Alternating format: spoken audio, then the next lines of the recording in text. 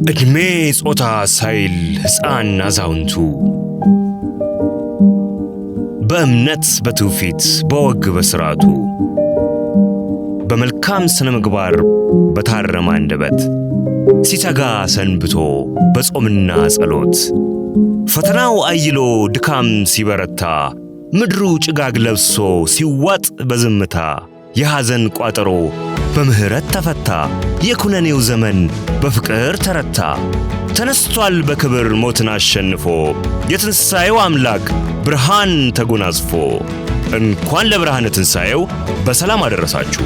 በዓሉን ምክንያት በማድረግ ከወዳጅ ዘመድ የሚላክሎትን ገንዘብ ለመቀበል ወደ ባንካችን ሲመጡ በአክብሮት ልናስተናግዶ ዝግጁ ነን። ብርሃን ባንክ፣ እንደ ስማችን ብርሃን ነው ስራችን።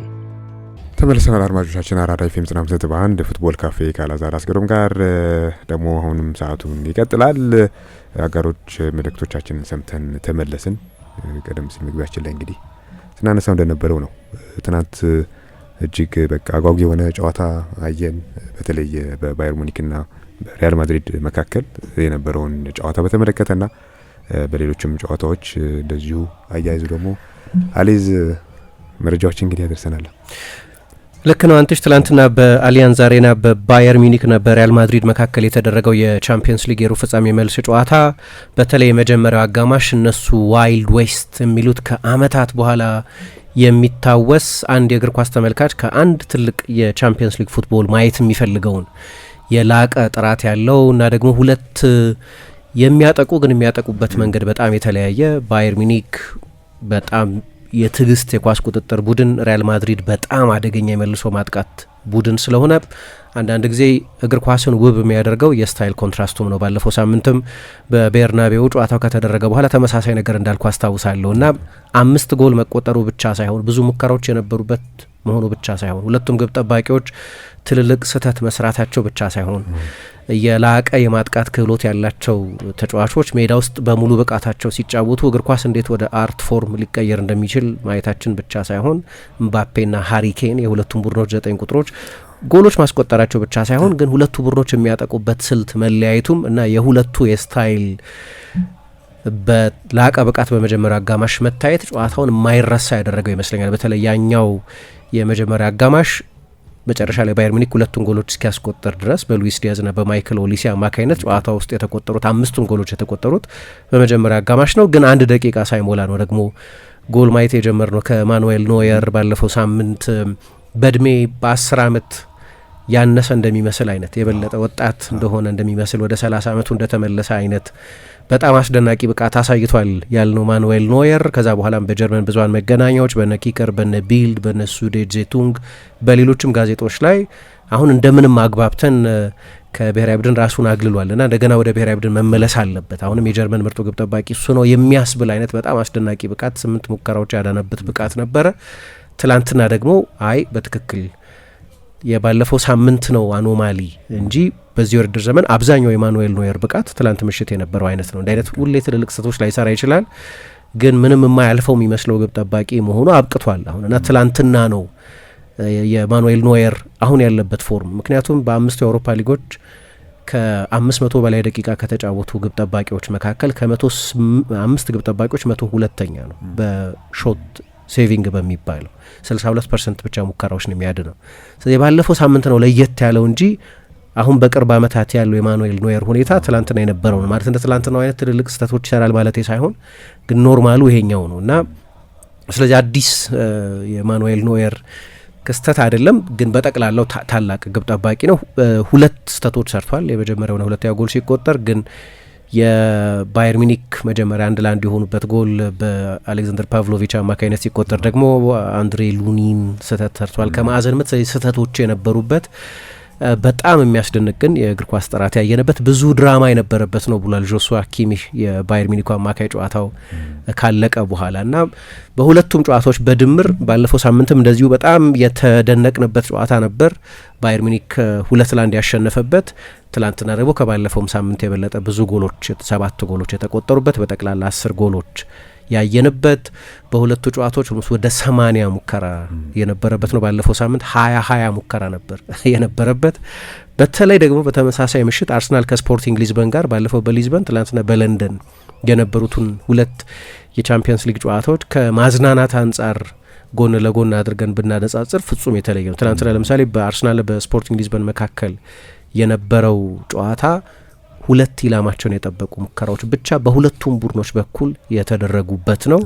አንድ ጎል ብቻ የተቆጠረበት ነው። በ180 ደቂቃ ፉትቦል የባየር ሙኒክና የሪያል ማድሪድ 10 ጎሎች የነበሩበት ነው። ኤክስጂ የሚባል ሞዴል አለ። ምን ያህል ጥራት ያላቸው የጎል እድሎች ተፈጥረዋል የሚለውን ለማሳያነት የምንጠቀምበት ሜትሪክ ነው።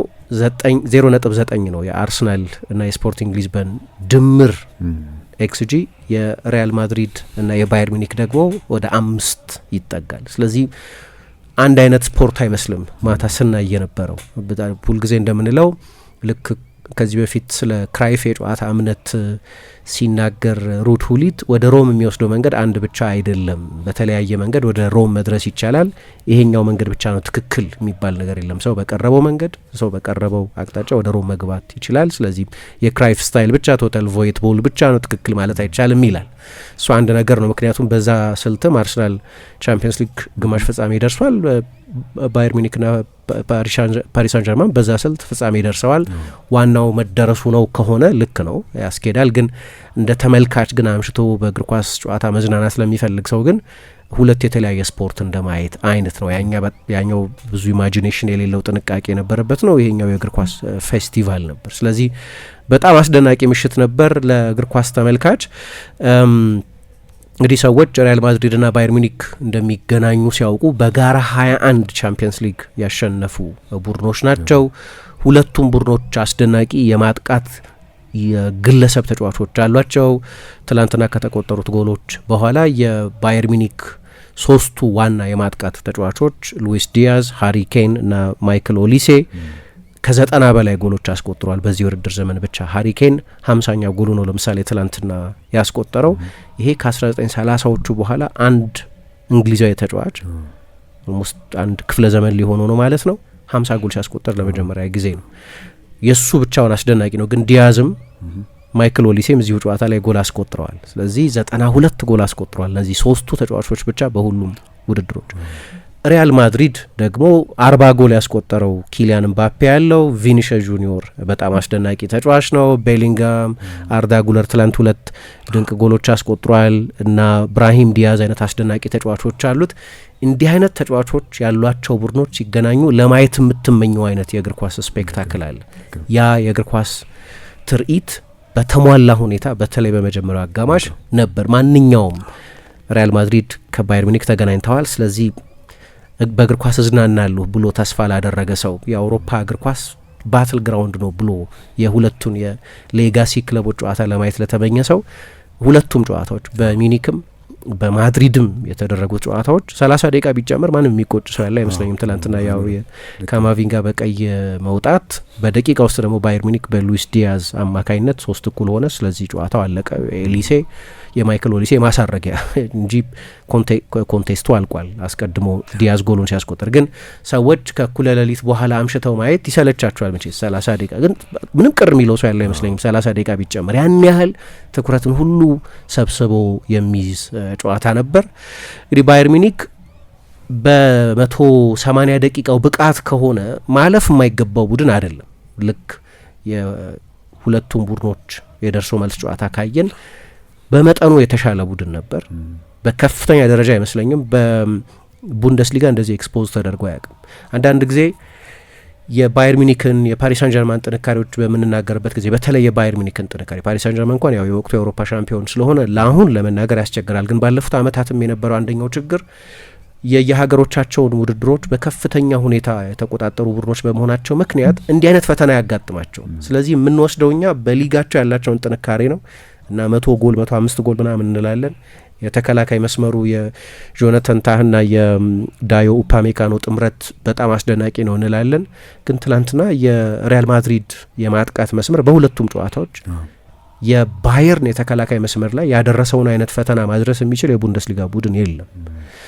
ስለዚህ መለኪያውን በትክክል የምታገኘው ወደ ቻምፒየንስ ሊግ ሲመጣ ነው ባየርን ማለት ነው። እና ትላንት አዲስ የተማርነው ነገር እሱ ነው። እስካሁን ድረስ እኔ በብዙ የባየር ሙኒክ ጨዋታዎች ላይ እንዲህ አይነት ድክመቶች አይቼ አላቅም። ፕሬሲንጉ እንደሚባለው አይደለም፣ ወይ በቡንደስሊጋ እንደምናየው አይደለም። መከላከሉ በተለይ ሰፊ የሜዳ ስፍራ መከላከል ይችላሉ የሚባሉት ሁለቱ ተከላካዮች በቻምፒየንስ ሊግ ኤክስፖዝድ ሆነዋል።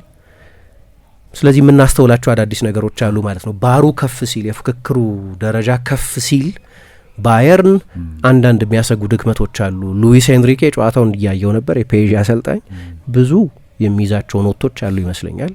ለዚህ ነው በጣም በሚቀልህ ሊግ ውስጥ 8-9 ወር ካሳለፍክ በኋላ የቻምፒየንስ ሊግ የቁርጡ ጊዜ በሚደርስበት ጊዜ ያንን ጋፕ የምናየው። ለምሳሌ ጓርዲዮላ ባየር ሙኒክ አሰልጣኝ በነበረበት ጊዜ በሶስቱም ሲዝኖች በአማካይ ቀጥሎ ካለው ቡድን ብዙ ጊዜ ቦሩሲያ ዶርትሙንድ በ25 ነጥብ በአማካይ በልጦ ነበር ሻምፒዮን ይሆን የነበረው። 25 ነጥብ ማለት ከ7 ጨዋታ በላይ ማለት ነው።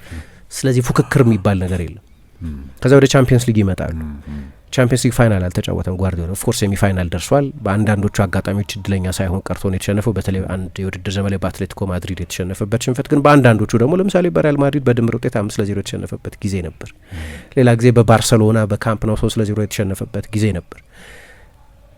ያ የቡንደስሊጋ ቅለት ወደ ቻምፒየንስ ሊግ ሲመጣ አስቸጋሪ ይሆናል። ትላንትና እና ባለፈውም ባየር ሙኒክ ላይ አዲስ የተማርነው ነገር እሱ ነው። ለእኔ ባየር ሙኒክ ከዚህ የተሻለ ሲጫወት አይቻቃለሁ፣ ግን የአውሮፓ ቻምፒየንስ ሊግ ነው ለባየርን ትክክለኛው ፈተና እንጂ ቡንደስሊጋው አይደለም። አሁን ያሉበትን የነጥብ ርቀት ስታይ 4 ጨዋታ ነው እየቀረው ኦልሞስት ሻምፒዮን እንደሚሆን ካወቅን ቆይተናል። ግን በንጽጽር ግን የተሻለ ቡድን የነበረ ይመስለኛል። 180 ደቂቃውን በጥቅል ካየን ግን ብዙ አይደለም። ስላይት ከሆነ ነው እሱም ሰብጀክቲቭ ነው። አንተነህ አይ ባየርን በማድሪድ ተበልጦ ነበር ልትለኝ ትችላለህ። እሱ እንደየሰው ሰብጀክቲቭ ነው። አሁን ይሄን እንደ ቫሊዩ ጀጅመንት እንደ አላዛር አስተያየት ብቻ መውሰድ ይቻላል። ግን ደግሞ እድለኛም ቡድን ነበር ትላንትና። ቻምፒየንስ ሊግ በሞመንቶች ላይ የሚወሰን ነው። እድለኛ ነበር ስል የኤድዋርዶ ካማቪንጋ በቀይ መውጣት በጣም ወሳኝ ዲቴይል ነው። ትንሽ ዲቴይል አይደለም። ቻምፒየንስ ሊግን በጣም ጥቃቅን ዝርዝር ጉዳዮች ይወስኑታል። ጠቅላላ የጥሎ ማለፍ እግር ኳስን ጥቂት ዝርዝር ጉዳዮች ይወስኑታል። እና 86ኛው ደቂቃ ላይ በቀይ ከወጣ በኋላ የጨዋታው ፔንዱለም ወዲያው ነው ወደ ባየርን ያደላው። ከ3 ደቂቃ በኋላ ነው ያ ጎል የተቆጠረው። ይሄ በጣም አከራካሪ ነጥብ ነበር። ምክንያቱም በእኔ ግምት ሁለት ዋና ዋና ተዋንያን የነበሩት ይመስለኛል። አንደኛው ማኑኤል ኖየር ነው። ከሱ ያልተለመደ ሁለት ትልልቅ ቅጣት ምቱም ለእኔ ትልቅ ስህተት። ቅጣት ምቱ ግሩም ቅጣት ምት እንደሆነ ይገባኛል። ግን ማኑኤል ኖየር ሌላው ይቅር ባለፈው ሳምንት የነበረው ብቃቱ ላይ ቢገኝ ወይ ቅጣት ምቱ ሲመታ የጊዜ አሰላሉ ትክክል ቢሆን ታይሚንጉ ትክክል ቢሆን የሚያድነው አይነት ነው። ጥሩ ቅጣት ምት ነው፣ ግን ቶፕ ኮርነር የሚባለው 90 ዲግሪ ላይ የሄደ አይደለም። ከማኑኤል ኖየር አይነት ትልቅ ግብ ጠባቂ እንዲያድነው የምትጠበቀው የመጀመሪያ የለየለት ትልቅ ስህተት ነው፣ ምንም ጥያቄ የለው። አንዱ ተዋናይ እሱ ነው። ሁለተኛው ዝላፍኮ ቪንቺች የሚባሉት ስሎቬኒያ አርቢትር ናቸው። ከጨዋታው በኋላ መጠበቅ መገመት እንደምትችለው የሪያል ማድሪድ ተጫዋቾች ቁጣ በግልጽ የሚታይ ነበር። ጨዋታው ካለቀ በኋላ ቤንቹም ላይ የነበሩት ጨዋታ ውስጥም የነበሩት አብዛኞቹ የሪያል ማድሪድ ተጫዋቾች ለምን ያንን ውሳኔ እንደወሰኑ ለመጠየቅ ከቧቸው፣ አንዳንዶቹ በኃይለኛ ቁጣ ጭምር። በኋላ አርዳ ጉለር እንዲያውም ቀይ ካርድ አሳይተውታል ሲወጡ። ከጨዋታው በኋላም ግን በጋዜጣዊ መግለጫ አልቫሮ አርቤሏ የማይታመን ተቀባይነት የሌለው ፍትሐዊ ያልሆነ ብሎ ዳዞን ከሚባለው ብዙሃን መገናኛ ጋር በነበረው ቃለ ምልልስም በጠቅላላው በሰጠው ጋዜጣዊ መግለጫም ላይ አስተያየቱን ሰጥቷል። አምርሮ ተችቷል የአርቢትሩን ውሳኔ። እኔ ያው ጨዋታ ወደ ተጨማሪ ሰዓት የሚሄድ ይመስል ነበር። ሁለታዊ አጋማሽ ከመጀመሪያ አጋማሽ በጣም የተለየ ነበር። ሪያል ማድሪድ የበለጠ ወደ ኋላ ሪትሪት አድርጎ በ4-4-2 ከኳስ ውጪ ባለ በቱ ባንክስ ኦፍ ፎር በሚባለው 4 ተከላካዮች 4 አማካዮች 2 ስፕሊት አጥቂዎች የሚሏቸው እንደ በጣም ጠበብ ብለው ተቀራርበው እንዲጫወቱ ነበር ያደረገው አልቫሮ አርቤሏ ኤምባፔንና ቪኒሽስን። ግን በጣም የተዋጣለት የመከላከል መዋቅር ነበራቸው። በመጀመሪያው በሁለታዊ አጋማሽ በተለይ ጎል አልተቆጠረም። ብዙ ጥርት ያሉ የጎል እድሎችን በባየር ሙኒክ እየተፈጠሩ አልነበረም። ግን ባየር ሙኒክ ደግሞ ከመጀመሪያ አጋማሽ ይልቅ ምክንያቱም እነሱ ብሎቱ ብሎ የሚሉት አለ። ልክ ሽግግር ሲሆን የሚጠቅመው ለሪያል ማድሪድ ነው ጨዋታ።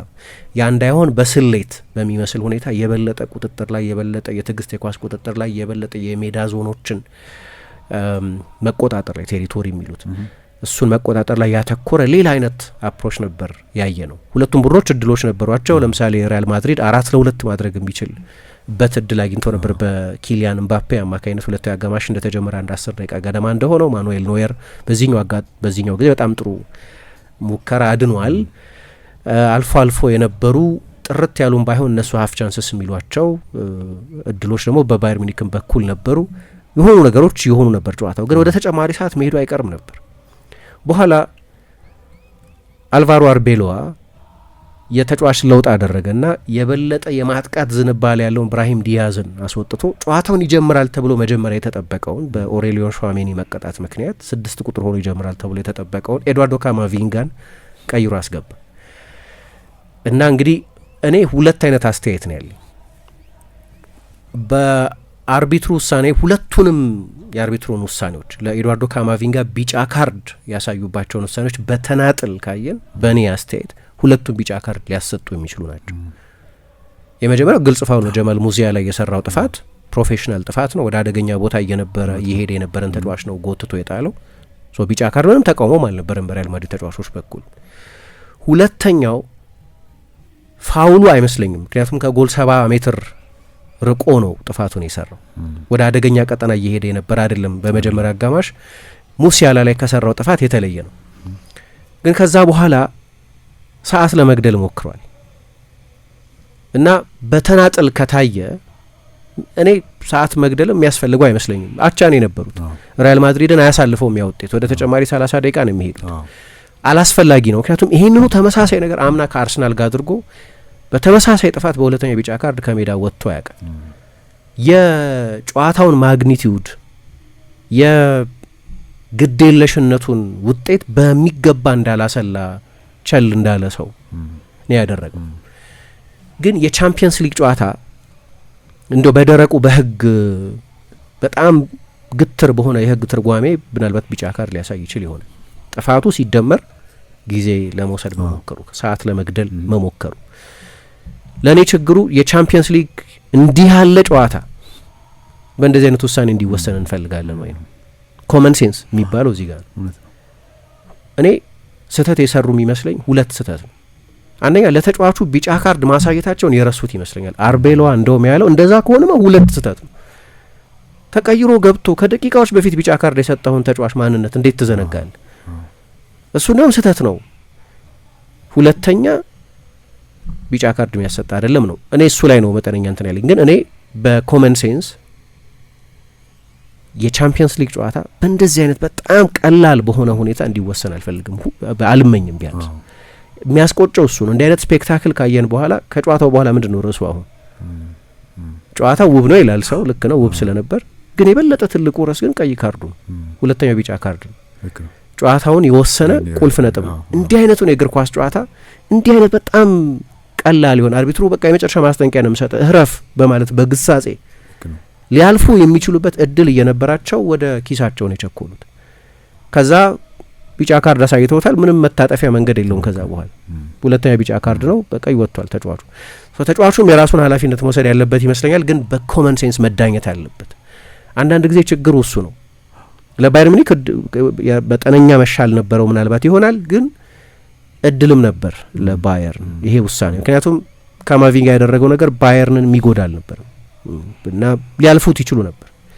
በተለይ ደግሞ ከደቂቃ በፊት ቢጫ ካርድ ያሳዩት ተጫዋች መሆኑ ሲታይ ደንግጠዋል ይመስለኛል ለሱ እንደሆነ ሲሰጡት። ግን እንዲህ አይነት በዚህ መጠን ያለ ጨዋታ በእንደዚህ አይነት ውሳኔ እጣ ፈንታው መወሰኑ ግን በጣም ያስቆጫል። ምክንያቱም ከ3 ደቂቃ በኋላ ሉዊስ ዲያዝ ያንን ጎል አስቆጠረ። የመጨረሻው 94ኛው ደቂቃ ደግሞ ማይክል ኦሊሴ ሌላ በጣም ድንቅ ጎል አስቆጠረና ጨዋታው በዛ ውጤት ተጠናቀቀ። በአእምሮ ይሁን በስትራክቸር ይሄ ውሳኔ ከ3 ደቂቃ በኋላ ኢምፓክት ማድረግ አለበት። ሪያል ማድሪድ ለ3 ደቂቃ በ10 ተጫዋች መከላከል አይችልም ነበር ወይ 90 ደቂቃ መጨረስ አይችልም ነበር? አንድ ነገር ነው።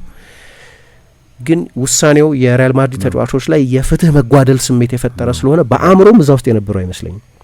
የስትራክቸር ጉዳይ ብቻ አይደለም፣ 90 ደቂቃውን መጨረስ ይችሉ ነበር። ግን ያ የፍትህ መጉደል ሴንስ ኦፍ ኢንጀስቲስም ስለነበር፣ ንዴትም ስለነበር፣ ኤምባፔን ግራ መጋባት፣ የቪኒሺየስን መገረም፣ የብዙዎቹን የሪያል ማድሪድ ተጫዋቾች መደናገጥ እናይ ስለነበር ልክ በዛች ቅጽበት ጨዋታውን ተሸንፈናል የሚል ስሜት እንደነበራቸው አይነት ለሁለታዊ አጋማሽ በአብዛኛው የነበራቸውን ስክነት መረጋጋት አጡትና ዲያዝ በሁለቱም ጨዋታዎች በጣም ብኩን ነበር። ያንን ጎል አስቆጠረና ጨዋታው ተወሰነ እና ይህንን ጨዋታው ከአመታት በኋላም ወደ ኋላ ተመልሰን ስናስታውሰው ይህንን ቀይ ካርድ አለማሰብ እንችል አይመስለኝም። ግን ለዳኛው ብቻ ማሸከምም ያለብን አይመስለኝም። ለእኔ በኮመን ሴንስ አይደለም የዳኛው ኢትስ ቬሪ ኢምፖርታንት። ህጉን ብቻ በደረቁ መተግበር ትክክል አይደለም እና ጊዜ አባከነ ብዙ እንደ እንትን ነው። አንዳንድ አርቢትሮች በቃ በጋል ገጻጼ ብቻ ያልፉታል እና እሱ በጣም የሚያስቆጭ ይመስለኛል እዚህ ጨዋታ ላይ። ግን እንዳነሳሁት የመጀመሪያው አጋማሽ ላይ መጀመሪያ አልቫሮ አርቤሎን ማድነቅ እፈልጋለሁ። ምክንያቱም ባለፈው ጨዋታው ካለቀ በኋላም ደግሞ ከዚህኛው ጨዋታ በፊት ማክሰኞ ምሽት ሰጥቶት በነበረው ጋዜጣዊ መግለጫም የሪያል ማድሪድ ዋና ግብ በባየር ሚኒክ ሜዳ ላይ ለማጥቃት በሙሉ ኃይል ለማጥቃት መግባት እንደሆነ ተናግሮ ነበር እና የመጀመሪያውን 11 ስታይ ቢያንስ በአብዛኛው የማጥቃት ዝንባሌ ያላቸውን 6 ተጫዋቾች ነው የተጠቀሙ። 2 አጥቂዎች አሉ፣ ኪሊያን ምባፔን እና ቪኒሽስን በጣም አጠጋግቶ በክሎዝ ፕሮክሲሚቲ እንደ ስፕሊት አጥቂዎች አድርጎ ነው የተጠቀመባቸው። ከዚያ በኋላ የቀኝና የግራ የመስመር ተጫዋቾችን የተጫወቱት ሁለቱም ንጹህ የመስመር ተጫዋቾች አይደሉም፣ እዛ ቦታ ላይ መጫወት ይችላሉ። ብራሂም ዲያዝ እና አርዳ ጉለርን ነው ያሰለፈው። ስለዚህ አራቱም የሙሉ ጊዜ ማጥቃት ተጫዋቾች ናቸው። ጥልቅ አማካይ አድርጎ የተጠቀመው በተለይ ወደ ሪያል ማድሪድ ከሄደበት ጊዜ ጀምሮ፣ ግን በቦሩሲያ ዶርትሙንድ በመጨረሻዎቹ 6-7 ወራት ላይ በአብዛኛው የማጥቃት ተጫዋች ሆኖ የምናውቀው ጁድ ቤሊንጋም አማካይ ነበር። የተጣመረው ደግሞ ለምሳሌ ሪያል ማድሪድ ትላንትና የአማካይ ተከላካይ ስፔሻሊስት የአማካይ ተከላካይ አልተጠቀመም። ምርጫ ነበረው አሰልጣኙ ቲያጎ ፒታርች ወጣቱን ተጫዋች በአልቫሮ አርቤሎ የኃላፊነት ዘመን ብዙ ጨዋታዎች ላይ ሲጫወት ያየነው ልጅ የባለፈውንም ጨዋታ የጀመረው ልጅ በኦሬሊዮን ሿሜኒ ቦታ ማጫወት ይችል ነበር። ሌላ ምርጫ ነበረው ኤድዋርዶ ካማቪንጋን ማስጀመር ይችል ነበር። የበለጠ የመከላከል ዝንባሌ ያላቸውን ተጫዋቾች ከነሱ ይልቅ ፌዴ ቫልቬርዴን ነው ያሰለፈው። ቫልቬርዴ ባለፉት ወራት ተጽዕኖ የበለጠ እያየለ የመጣው በማጥቃቱ ባለው ጠቃሚነት ነው። እዚህ ላይ የቀይ መስመር ተከላካያቸው ትሬንት አሌክዛንደር አርኖልድ ነው። ስለዚህ በጠቅላላው ሪያል ማድሪድ የተጠቀመባቸውን 11 ተጫዋቾች ብታይ 6ቱ ወይም 7ቱ ዋና ጥንካሬያቸው ማጥቃት የሆኑ ተጫዋቾችን ነው ያሰለፈው። ግን ደግሞ የተጫወተበት መንገድ ትራንዚሽናል እግር ኳስ ነው እንደሚገመተው። ደግሞ ትላንት ከጨዋታ ፊት በነበረን አንድ ዝግጅት ላይ ስናነሳ እንደነበረው ባየር ሚኒክ እድሎች የሚሰጥ ቡድን ነው፣ ልክ እንደ ባርሰሎና ሁሉ። ከባርሰሎና የሚለየው ምን እንኳን ትናንትና ጨዋታውን ካየሁ በኋላ ብዙም ልዩነት አላየሁም። ከባርሰሎና ከተለየም ግን የሚለየው 2 ሰፊ የሜዳ ስፍራ መከላከል የሚችሉ አትሌቶች የመሀል ተከላካዮች ስላሉት። የባርሰሎና የመሀል ተከላካዮች በቀደም የነበሩት የመሀል ተከላካዮች አንደኛው ጄራርድ ማርቲን ነው፣ ሁለተኛው ኤሪክ ጋርሲያ ነው። ከጆናታን ታህና ከኡፓሜካኖ ጋር ካነጻጸር ናቸው ልክ እንደነዚህ በኤነርጂ የተሞሉ ሰፊ የሜዳ ስፍራ መከላከል የሚችሉ ከነምባፔ ጋር በፍጥነት የሚለካኩ አይነት ተጫዋቾች አይደሉም። ወይ የአትሌቲኮ ማድሪዶቹ እንደ ሁሊያን አልቫሬዝ ወይም አሌክሳንደር ሶርሎት ወይም አዴሞላ ሉክማን አይነቶቹን ተጫዋቾች በትራንዚሽን ለመከላከል የሚያስችል በቂ አትሌቲሲዝም ያላቸው አይደሉም።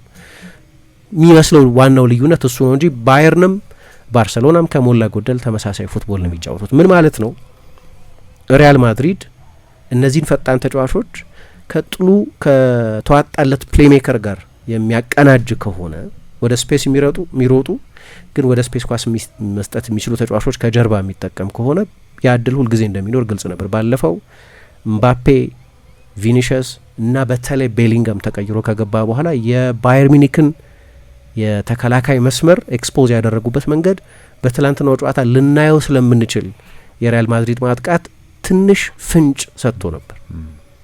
የዛ ኤክስቴንሽን ነበር የመጨረሻው 30 ደቂቃ። ትላንት ከጨዋታው አስቀድሞ ስናነሳ እንደነበረው በዚህ የውድድር ዘመን የሪያል ማድሪድ ምርጡ ማጥቃት ነው። ባየር ሚኒክ በዚህኛው የውድድር ዘመን ከባለፈው የቤርናቤው ጨዋታ በፊት ብዙ ሙከራ የተደረገበት እና ከፍተኛ ኤክስጂ የተመዘገበበት ከአርሰናል ጋር በነበረው ጨዋታ 2.63 ኤክስጂ የተመዘገበበት ነው።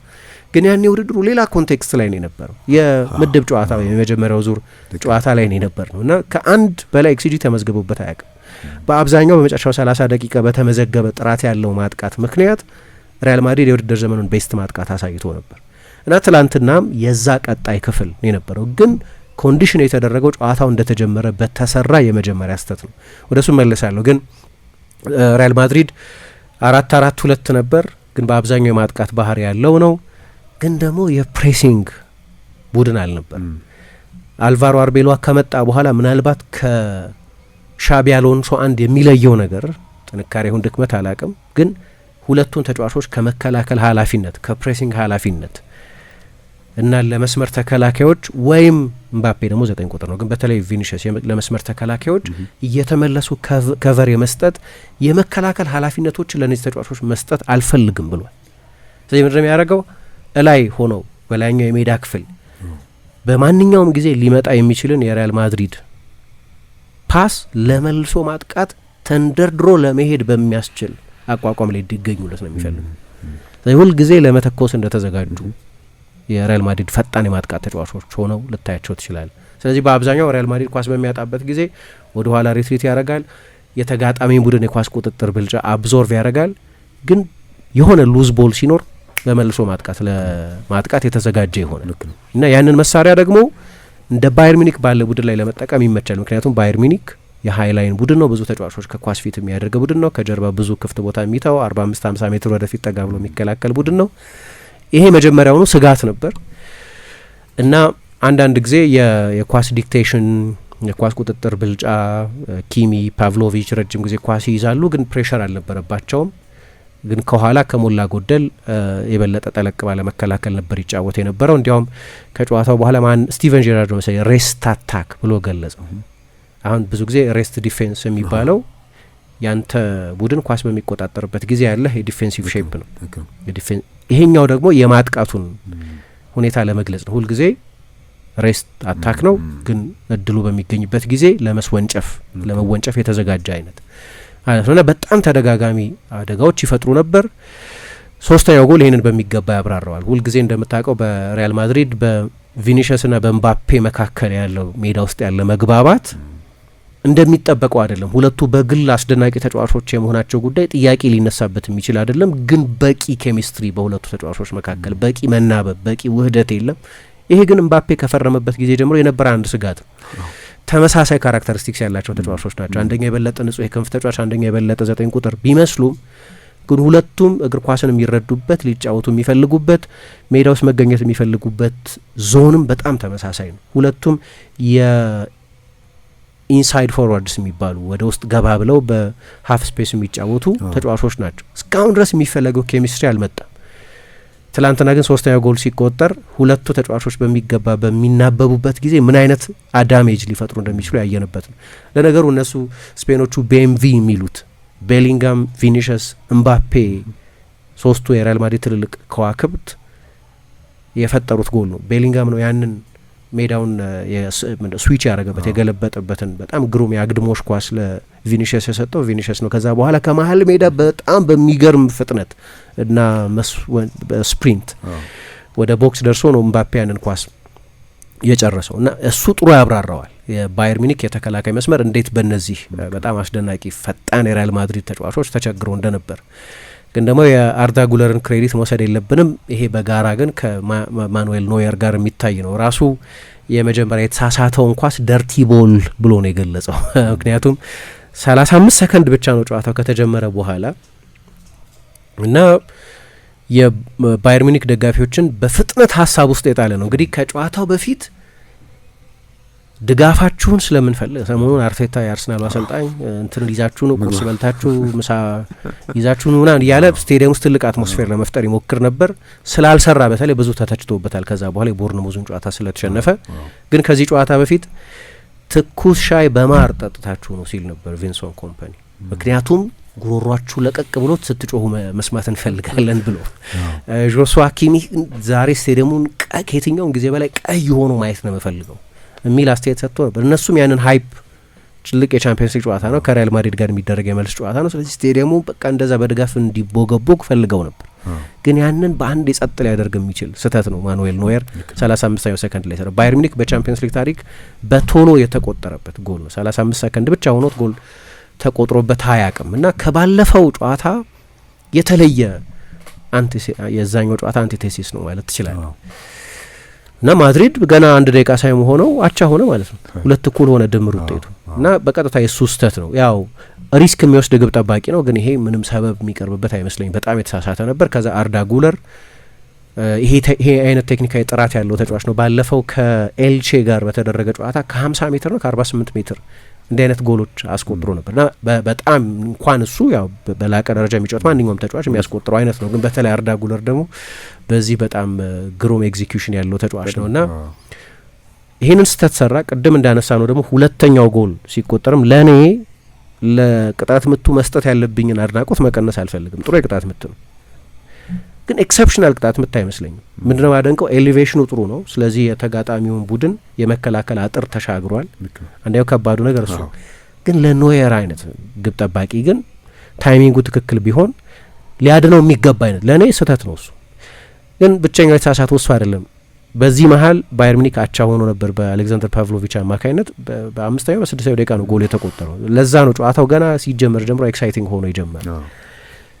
እዚህ ላይ ደግሞ እንግዲህ እኔ ባለፈውም ሁለቱም ባየር ሚኒክ ያስቆጠራቸው ጎሎች ላይ አንድሬ ሉኒንን የሪያል ማድሪዱን ግብ ጠባቂ ተጠያቂ ማድረግ ያስቸግራል። ግን ቻምፒየንስ ሊግ ላይ አንዳንድ ጊዜ የተጫዋቾች ፊትነስ በቃ ያንን ጨዋታ ይወስነዋል። ኩርቷ ቢሆን ያልኩባቸው ጎሎች ነበሩ የባለፈው ሳምንት። ላያድናቸው ይችል ይሆናል፣ ግን የምናወራው ስለ ማርጅኖች ነው፣ ስለ ትንንሽ ዝርዝር ጉዳዮች ነው። ትላንትና ያ ጎል የተቆጠረበት መንገድ ኩርቷ አይሳሳትም እያልኩ አይደለም፣ ግን ኩርቷ ቢሆን አይቆጠርም፣ ብዙ ጊዜ አይቆጠርም። አንድሬ ሉኒን የሰራው ስህተት ጥሩ የተጫወተበት ጊዜ ነበር። በተለይ 2024 ኩርቷ ተጎድቶ በነበረበት ጊዜ ሲቲን ሲያሸንፉ፣ በሌሎችም ጨዋታዎች ጥሩ ተጫውቶ ያውቃል።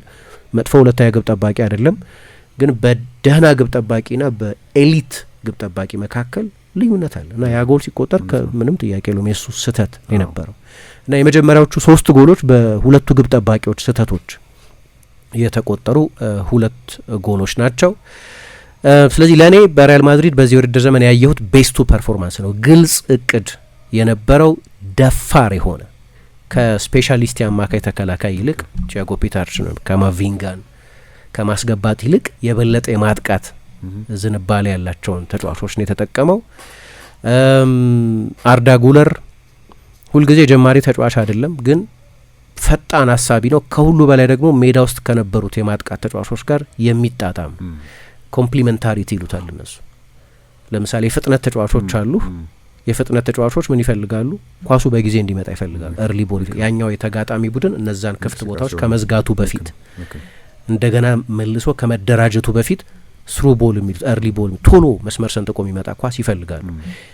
ያንን ለማድረግ በፍጥነት ማሰብ የሚችል ስፔሶች ማየት የሚችል ወደ እነዛ ስፔሶች ኳስ መጫወት የሚችል ተጫዋች ያስፈልጋል።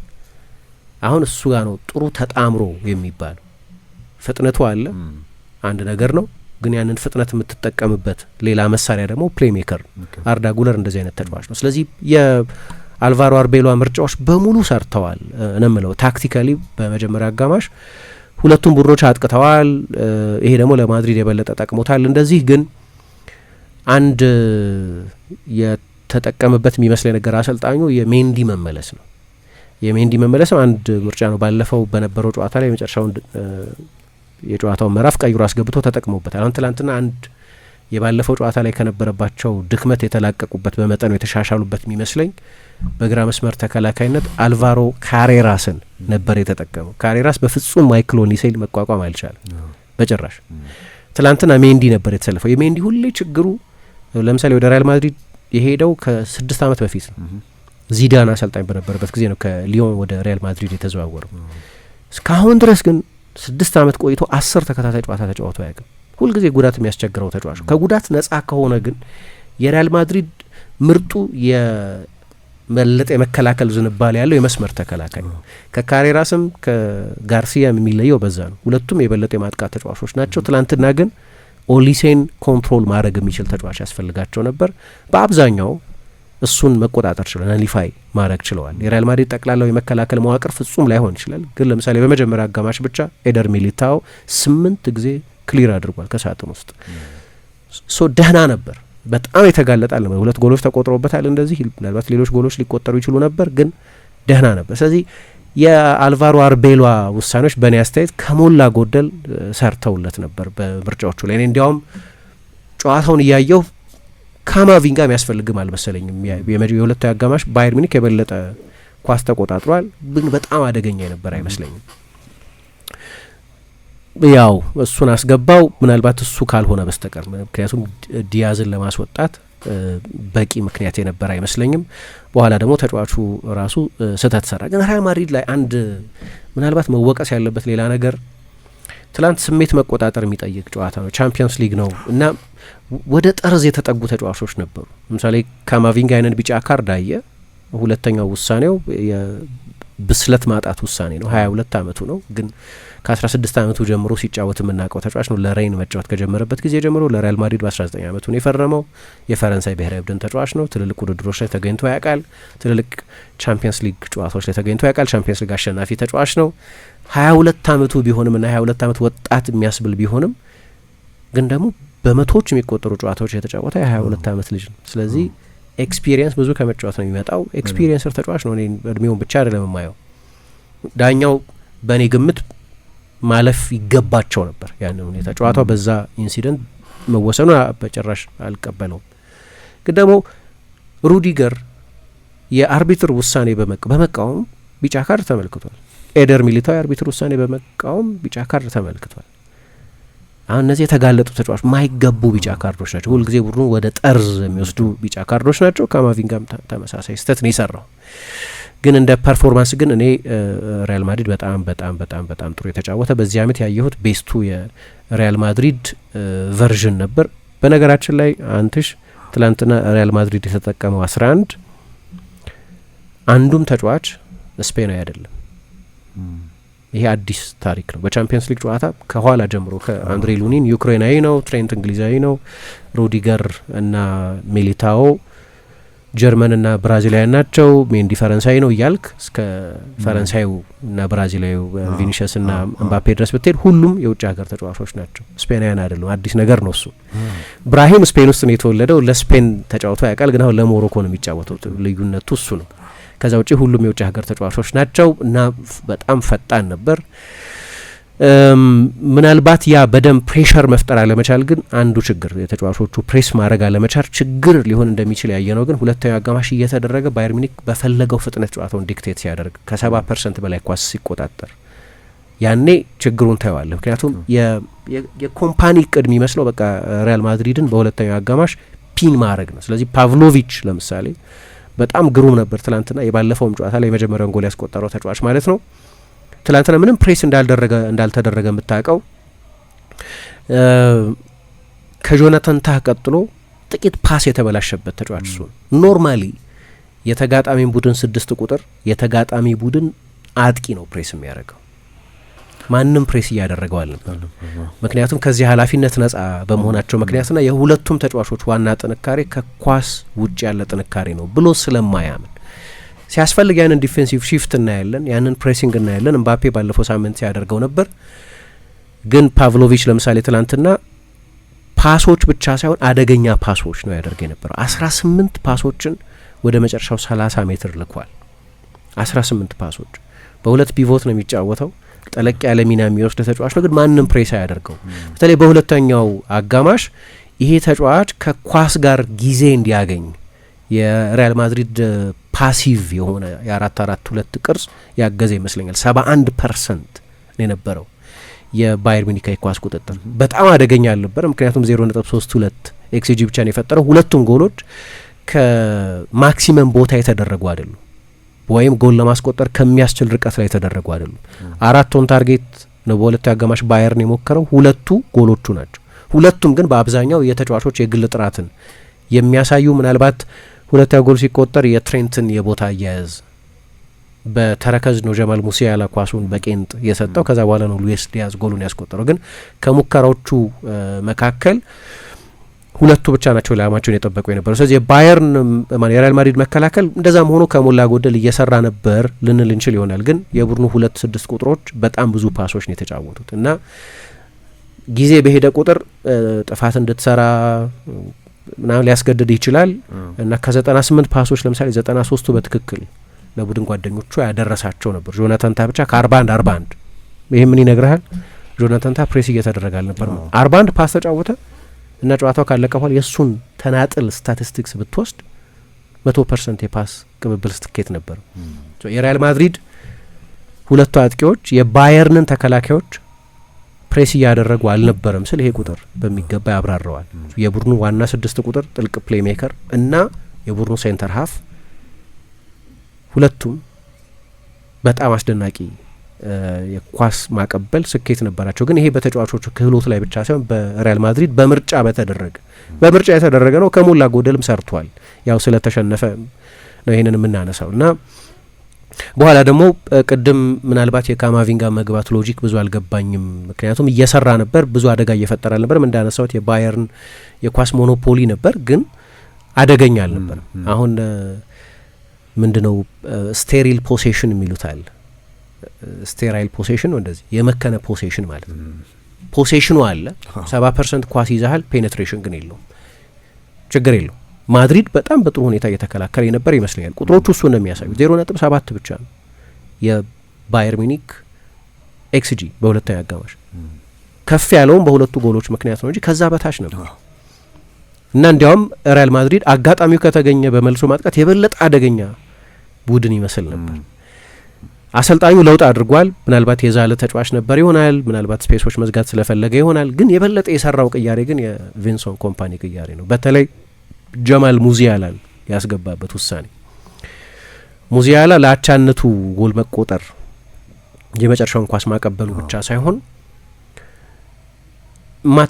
ሪዮ ፈርዲናንድ ከሪካርዶ ካካ ጋር ያመሳስሏል። በጣም ቨርቲካል ነው፣ በጠባብ ቦታ ማለፍ ይችላል፣ ጥሩ ፓሰር ነው፣ ጥሩ ቪዥን አለው፣ ጎሎች ማስቆጠር ይችላል። ግን ገና ከጉዳት መመለሱ ስለሆነ እየተቀየረ እየገባ ነው የሚጫወተው እና ከሰርጅ ግናብሪ ይልቅ እሱ የበለጠ የባየር ሚኒክን ማጥቃት አላማ ፐርፐዝ እንደዚህ ሰጥቶት ነበር እና በሁለቱ አጋማሽ ባየርን የበለጠ ጨዋታውን መቆጣጠር ላይ ነበር ያተኮረ። አሁን እዚህ ጋር የሪያል ማድሪድ የመልሶ ማጥቃት እንደ መጀመሪያ አጋማሽ የተሳካ ያልሆነበት ምክንያት ባየርን ኳስ እየተቆጣጠረ በመጣ ቁጥር የሪያል ማድሪድ ከኳስ ውጭ ያለ የመከላከል ቅርጽ ወደ ራሳቸው 30-40 ሜትር ያፈገፈገ ፒን የተደረገ ስለነበር መልሶ ማጥቃቱ የሚጀምረው ከሩቅ ነው ማለት ነው።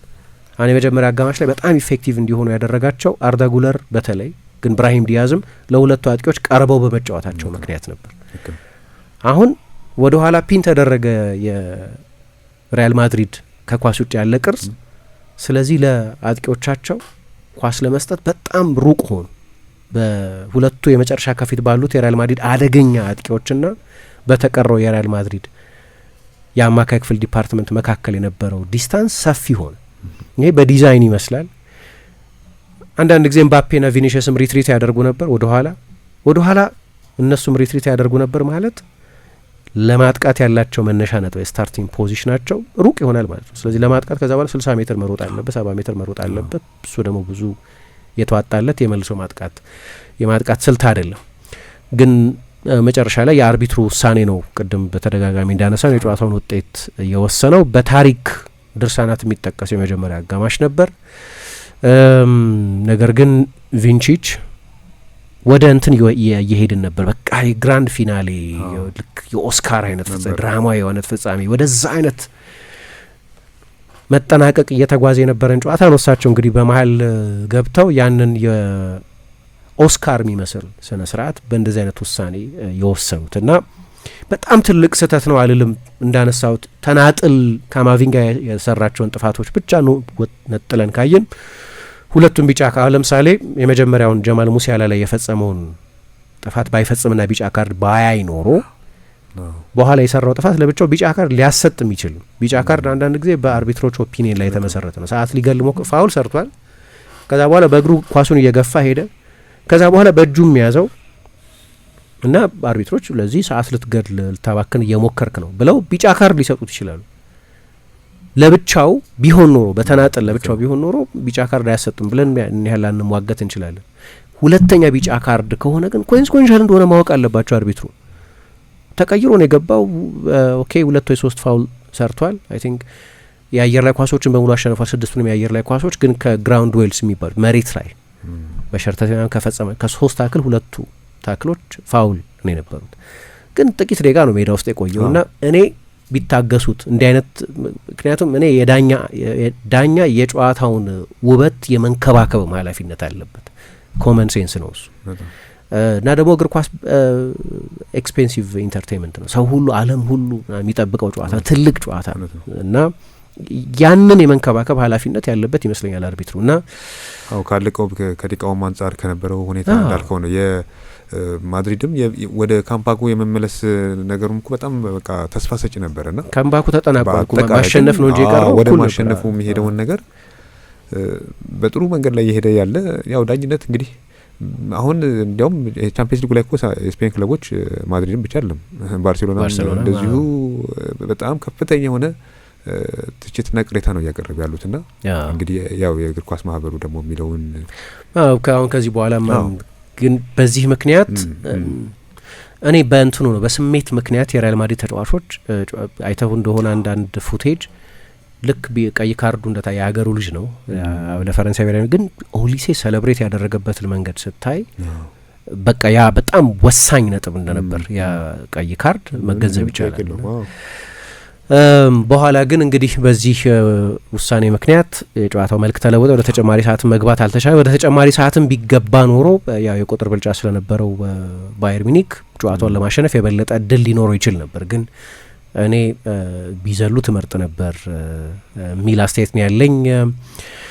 ግብ ጠባቂዎች ስህተት ሰርተዋል። እንግዲህ ማኑኤል ኖየርን ቅድም እያነሳሁ ነበር። ማድሪድ ላይ አያለሁ እንደዚህ እኔ ማድሪድ የቻምፒየንስ ሊግ ካሪዝማ ይሆን እላለሁ። የዛሬ 2 ዓመት ለምሳሌ ማኑኤል ኖየር ማይሰራውን አይነት ስህተት ሆሴሉ አንደኛው ጎል ሲያስቆጥር በጣም ቀላል የሆነ ኳስ ተፍቶ ነው ያ ጎል የተቆጠረበት እና መቼስ በቀደም እኔ በዚህ ሪያል ማድሪድን በቻምፒየንስ ሊግ ሚስቲፋይ ለማድረግ እንደዚህ አይነት ሚስቲፊኬሽን ለመፍጠር መሞከር በቃ የሆነ ግርማ አለው ቻምፒየንስ ሊግ ሲመጣ ምናምን የሚለውን እኔ ብዙ አልስማማበትም አለ ቪንሰንት ኮምፓኒ በቀደም።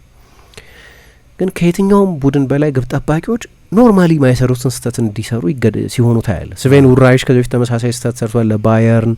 ዶናሩማ 2022 ላይ ኤድዋርድ ሜንዲ ከቼልሲ ጋር ሆነው 2022 ላይ በተመሳሳይ ሎሪስ ካሪየስ 2018 የቻምፒየንስ ሊግ ፍጻሜ የማይታመኑ ስህተቶች ይሰራሉ እና ማድሪድ የተጋጣሚ ቡድን ተጫዋቾች ስነ ልቦና ላይ የሆነ አይነት ብልጫ አለው። ተጫዋቾች ኖርማሊ ማይሰሩትን ስህተት እንዲሰሩ ስለሚገደዱ መጨረሻ ላይ አላሳለፋቸውም። ሪያል ማድሪድ ሌላ ታሪክ አለው። ባየር ሚኒክ በቻምፒየንስ ሊግ በአንድ አጋማሽ በሜዳው አንድ ጊዜ ብቻ ነው 3 ጎል ተቆጥሮበት የሚያውቀው 2014 ላይ ጓርዲዮላ አሰልጣኛቸው በነበረበት ጊዜ በካርሎ አንቼሎቲ ሪያል ማድሪድ 4-0 በተሸነፉበት ጊዜ አንድ ቡድን ብቻ ነው አድርጎት የሚያውቀው። ይሄው ቡድን ትላንትና ደግሞ አድርጎታል። ለማለፍ በቂ አልነበረም፣ ግን ባየርን በዚህ ቡድን በተደጋጋሚ እንደሚቸገር የሚያሳይ ነው። ፍጻሜ ለማለፍ ከፔዤ ጋር ይጫወታሉ። አሁን ለእኔ ይሄ ፋይናል መሆን ነበረበት። ፓሪስ ሳን ጀርመን ከባየር ሚኒክ። አሁን ያኛው ጌም 2 ጥሩ ቡድኖች ናቸው። አርሰናል የፕሪሚየር ሊጉ መሪ ነው እና የዲየጎ ሲሞኔ አትሌቲኮ ማድሪድ ነው። ጥሩ ቡድኖች ናቸው። ግን ቤስቱን እግር ኳስ የሚጫወቱት ግን አምና እንዲህ አይነት ቁጭት ነበረ። ኢንተር ከፔዤ ከሚሆን ባርሰሎና ከፔዤ ቢሆን ምን አይነት ፋይናል ሊሆን ይችል ነበር። በኋላ ደግሞ በቻምፒየንስ ሊግ ታሪክ በሰፊ ማርጂን የተጠናቀቀው ጨዋታ ሆነ። በ5 የጎል ልዩነት ጨዋታ ተጠናቆ አያውቅም። 7-3 አልቆ ያውቃል። አንድ ጊዜ በሪያል ማድሪድ ፍራንክፉርትን ያሸነፈበት 60ዎቹ ላይ ግን የ4 ጎል ማርጂን ነው። ይሄኛው 5 ጎል ማርጂን ነው። በተለይ ከፍጻሜው ጨዋታ በኋላ ደግሞ የበለጠ ባርሳ ቢሆን ኑሮ እኮ 2 ሪስክ የሚወስዱ 2 አስደናቂ ማጥቃት ተጫዋቾች ያሏቸው 2 የፖሴሽን ቡድኖች የፕሬሲንግ ቡድኖች የሚያደርጉት ጨዋታ ስለነበር ያ ነበር ፍጻሜ መሆን የነበረበት የሚል በግሌ ያቁጭት ነበረኝ። ግን ያንን አሳጣን። ማን ነው ያ ጌም ቻምፒየንስ ሊግ ድልድል ምክንያት ሁለቱ ቡድኖች በግማሽ ፍጻሜ ይገናኛሉ። አርሰናል እና አትሌቲኮ ማድሪድ ከአንዳቸው ጋር በፍጻሜ ይገናኛሉ።